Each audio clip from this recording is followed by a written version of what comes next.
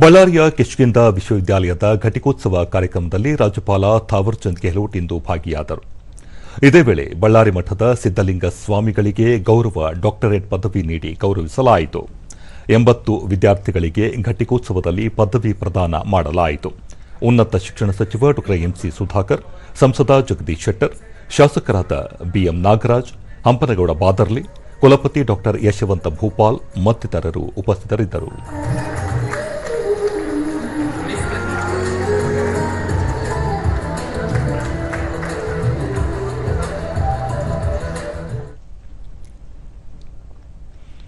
ಬಳಿಕ ಥಾವರ್ ಚಂದ್ ಗೆಹ್ಲೋಟ್ ಕೃತಕ ಬುದ್ದಿಮತ್ತೆ, ಜೈವಿಕ ತಂತ್ರಜ್ಞಾನಗಳ ಸಮರ್ಪಕ ಬಳಕೆಯಿಂದ ಆತ್ಮನಿರ್ಭರ ಭಾರತ ನಿರ್ಮಾಣ ಮಾಡುವಲ್ಲಿ ದೇಶದ ಯುವ ಶಕ್ತಿ ಕೈಜೋಡಿಸಬೇಕು. ಡಿಜಿಟಲ್ ಯುಗದಲ್ಲಿ ತಂತ್ರಜ್ಞಾನದ ಸರಿಯಾದ ಬಳಕೆಯಿಂದ ವಿಕಸಿತ ಭಾರತ ನಿರ್ಮಾಣ ಸಾಧ್ಯ.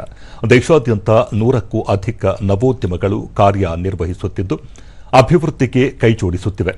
ಆರ್ಥಿಕ ಲಾಭಕ್ಕೆ ಮಾರು ಹೋಗದೆ ದೇಶಭಕ್ತಿಯನ್ನು ಮೈಗೂಡಿಸಿಕೊಂಡು ಯುವ ಸಮುದಾಯ ಕಾರ್ಯನಿರ್ವಹಿಸಬೇಕಿದೆ ಎಂದು ಹೇಳಿದರು. शिक्षा के उन्नतीकरण के लिए जो प्रयास किए जा रहे हैं उसके लिए मैं विश्वविद्यालय परिवार को हार्दिक बधाई और शुभकामनाएं देता हूं। मैं सभी विद्यार्थियों को आपके उज्जवल भविष्य के लिए शुभकामनाएं देता हूं। आपके प्रयास, आपकी मेहनत और आपका समर्पण आपको सफलता की नई ऊंचाइयों तक ले जाएगा. डॉ ಎಂಸಿ ಸುಧಾಕರ್ ಖಾಸಗಿ ವಿಶ್ವವಿದ್ಯಾಲಯಗಳಲ್ಲಿ ಶಿಕ್ಷಣದ ಜೊತೆಗೆ ಸಂಶೋಧನೆಗೂ ಒತ್ತು ನೀಡಬೇಕು. ಕೌಶಲ್ಯಾಧಾರಿತ ಶಿಕ್ಷಣಕ್ಕೆ ಆದ್ಯತೆ ನೀಡಿ ಗ್ರಾಮೀಣ ಭಾಗದ ವಿದ್ಯಾರ್ಥಿಗಳಿಗೂ ಸೌಲಭ್ಯ ಒದಗಿಸಬೇಕು.